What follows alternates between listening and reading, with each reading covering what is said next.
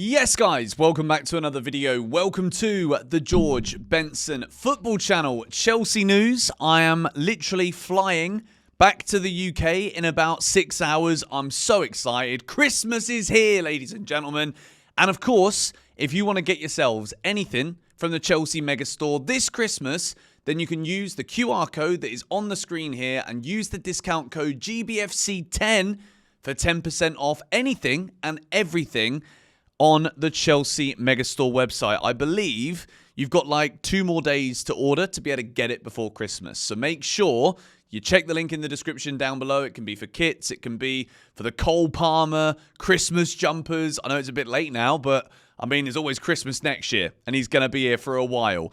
Today, I want to discuss sponsorship. I want to talk about an 18-year-old Greek footballer that Chelsea are interested in buying, Sterling. And of course, we got to talk about Mudryk. And I was thinking, do I discuss this? It's been reported about an hour ago. At the time of me reporting, Chelsea have released a statement about the claims that Mudryk has basically been found out in a random test to have something in his system that he shouldn't do. We're going to approach it tentatively. I want to be respectful to both the player because until all of this is like fully understood, confirmed, what was the substance, what was it, I think it's difficult to navigate these kind of situations. But let's begin first of all by discussing the new sponsorship story. As many as 5 companies are said to be in the hunt to win the contract, with Chelsea described as close to announcing a new primary shirt sponsor. No names are given, but the Mail report notes that these involved are 3 airlines and 2 tech firms. First of all, ladies and gentlemen, it is a bit of a shock, really, that Chelsea have managed to get all the way to almost January 2024 without a shirt sponsor for the season. Don't know about you guys, but I always like having the shirt without a sponsor on it. It's been the 2nd season in a row that at least at the start of the season we didn't have a sponsor. Last year we ended up getting one on the front, but this year I quite like the shirt without it. So if you do prefer the shirts without it, now's the time to get it with that GBFC 10 discount code from the Megastore for Christmas. But I think when you got to look at this, not necessarily about how aesthetically pleasing a shirt is, just because there's no sponsor on it. And realistically, Chelsea need to be having a flipping sponsor on the front of the shirt because it's big money to be made. And I guess right now, it's a bit better than it could have been if we were having a pretty shocking season, which we're not. We're doing very well. Top of the Conference League, 2nd in the Premier League. Could go top at the weekend. I don't know if I said that to you already this week or not. Of course I bloody have.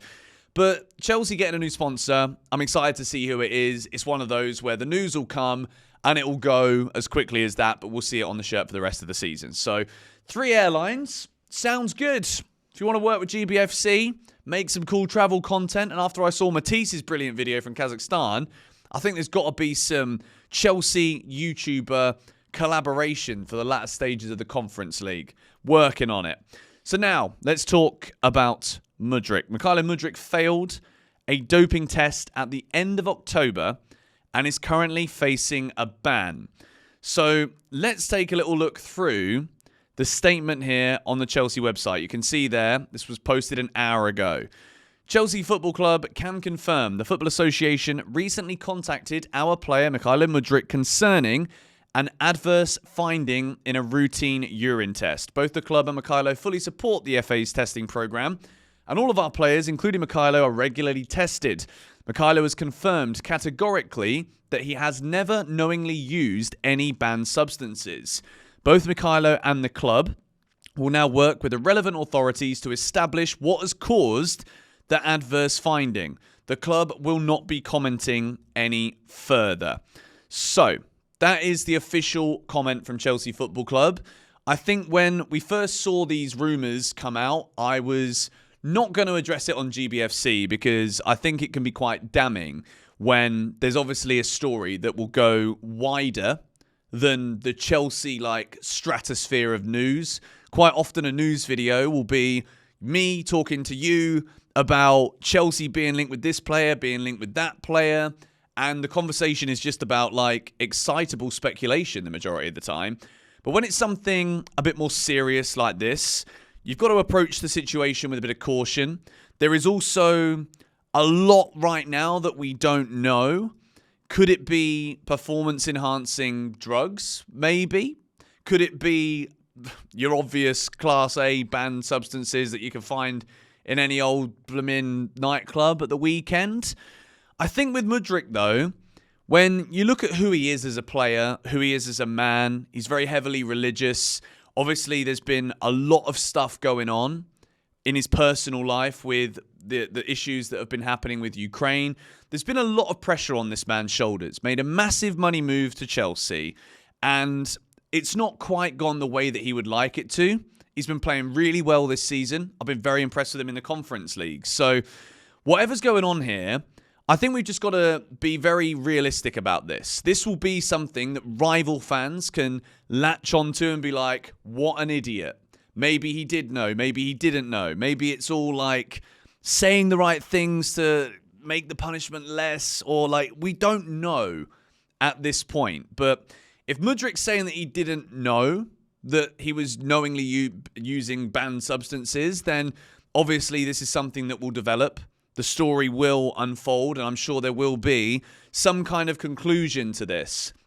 But I think to focus a little bit on Mudryk, I mean, this is the last thing that this guy needed right now. And I think as Chelsea fans, I just want to say here, just because Mudryk hasn't been a first-team Premier League starter, doesn't even make the Premier League matchday squads on quite a few occasions, I don't think right now any Chelsea fans, this is just my opinion, this is the way I'd be seeing this, I think we should still be supporting Mudryk here until we know the full extent to what has happened. Even if he's used something that he shouldn't have done, yes, as a professional footballer, you've got to be 110% on this, because it's not just Mudryk getting tested. This is not a random thing just for Mudryk. Footballers are getting randomly tested for these kind of substances all the time. And there can be anomalies. There can be moments where things show up that shouldn't do, or things can be tampered with. Like, I'm not saying any of this has happened. I'm just saying right now, it's a shame for the guy. It really is, because as much as Mudryk's not been exactly the signing that we thought he was going to be, there's still a really good footballer in there. And I personally don't believe, and this is obviously just my opinion, I don't think Mudryk would be taking things that he knew would jeopardise his position as a Chelsea player, his position as a footballer. So I'm really hoping that there is some kind of positive outcome to come from this. But I would say approach it with caution still. We don't know all the extent of the information yet, but now that Chelsea have spoken, I thought we couldn't really avoid it. A lot of you guys have been asking me to talk about it too. So let's see how this develops. The next story. Chelsea FC is interested in PAOK Saloniki's top talent, an 18-year-old Greek striker, Stefanos Tsimas. He is on the shortlist of Aston Villa and Newcastle too. Tsimas is on loan at FC Nuremberg, who have an €18 million buy option.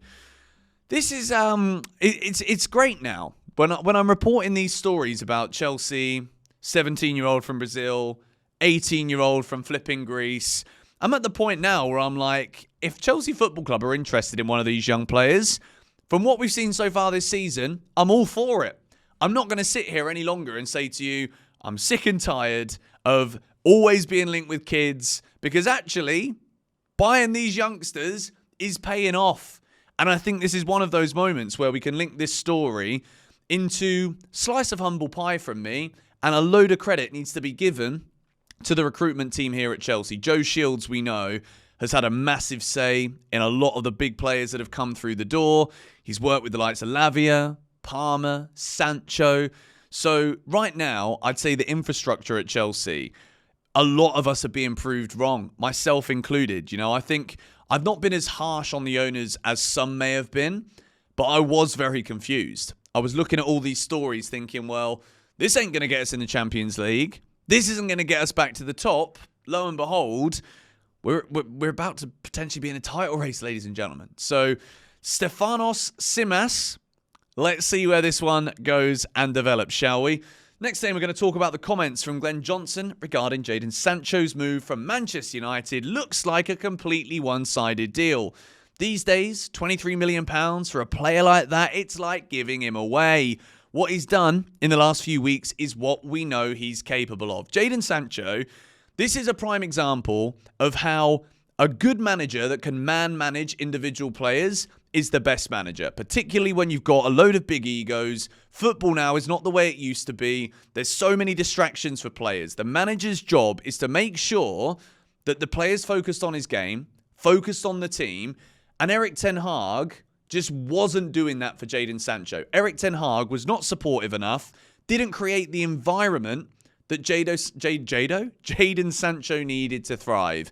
There's also a part of me, as a long-time admirer of Sancho, I always love it when players are obviously Chelsea fans, and then they end up at Chelsea, and they end up coming good. There's not really much better than that, to be fair. So, Jadon Sancho's deal, 23 million quid, it just is a bargain. And he's linking up so well on that left-hand side with Cucurella, Enzo Fernandez, Jackson, Palmer. Right now, there's just so many feel-good stories at Chelsea right now. Smack a like on this video if you agree, and subscribe to GBFC if you are new. The final story. Raheem Sterling remains part of Mikel Arteta's plans and is determined to force his way into the team during the second half of the season. He has no plans to cut short his loan at Arsenal. I'm just going to say this here straight up, right? Arsenal, right now, one of the worst attacking sides to watch in the league. They don't score open play goals. They only score from corners. And if Sterling still can't get in this team, when Mikel Arteta can see as clear as day that there is a creativity problem at Arsenal right now, I'm sorry, Raheem, but maybe it should have been Saudi Arabia, mate. You know, I've got respect for Sterling for what he's done in English football, respect for his great goal-scoring records and the amount of trophies he's won. But to me, this deal just always screamed like something that wasn't going to work, which is kind of unfortunate in a way for Chelsea because it might be harder to sell him now. But at the same time, I don't want to see anyone go to Arsenal and do well. And Arsenal right now are in a pickle. Some of their fans are having a meltdown. We're more than a game ahead of them now. 4 points clear of Arsenal. I just bloody love it, don't I? We've got to milk this whilst we can, ladies and gentlemen. Shamrock Rovers on Thursday night. Let me know in the comments if you're going to that game. Probably going to release the preview for Shamrock Rovers tomorrow, as I'm going to be in the sky for the majority of the day. So I need to pre-record this one.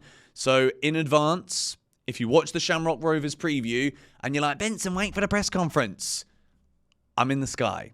I'm flying to Shanghai, and then from Shanghai to England. So I'm in the air. Not much I can do about that, but you will get your video. It's December. We still got 2 matches to go before Christmas. I'm excited. As I said at the start of the video, guys, if you want to get anything from the Chelsea Megastore, click on the QR code here, or there's links in the description. Use the discount code GBFC10 to get yourselves 10% off. It's Christmas time. Every little helps, as the old supermarket slogan goes. Which one was that? Tesco's? Asda? I can't remember which one it was. But anyway, waffling now. I'll see you guys tomorrow. Come on, you Blues.